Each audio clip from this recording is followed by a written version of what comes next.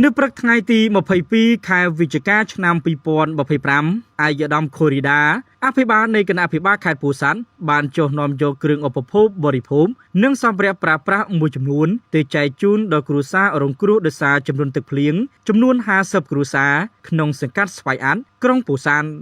ក្នុងគ្រាដ៏លំបាកនេះអាយដាមខូរីដាអភិបាលខេត្តក៏បានពំនាំមកនៅការផ្ដាំផ្ញើសាកសួរសុខទុក្ខយ៉ាងយកចិត្តទុកដាក់ពីសំណាក់ប្រមុខថ្នាក់ដឹកនាំជាតិទៅកាន់បងប្អូនប្រជាពលរដ្ឋរងគ្រោះផងដែរលើពីនេះអាយដាមអភិបាលខេត្តក៏បានអំពាវនាវដល់បងប្អូនប្រជាពលរដ្ឋទាំងអស់ដែលបានជម្លៀសខ្លួនមកកាន់ទីទួលសុវត្ថិភាពឲ្យមានការយកចិត្តទុកដាក់ខ្ពស់ទៅលើការការពារបញ្ហាអនាម័យនិងសុវត្ថិភាពអាយដាមខូរីដាអភិបាលខេត្តពោធិ៍សាត់បានសង្កត់ធ្ងន់ថាការរស់នៅស្អាតនិងផឹកស្អាតគឺជាគន្លឹះដ៏សំខាន់ក្នុងការការពារនិងបញ្ជៀសនៅរាល់ជំងឺដង្កាត់នានាដែលតែងតែកើតមានឡើងនៅក្នុងរដូវទឹកជំនន់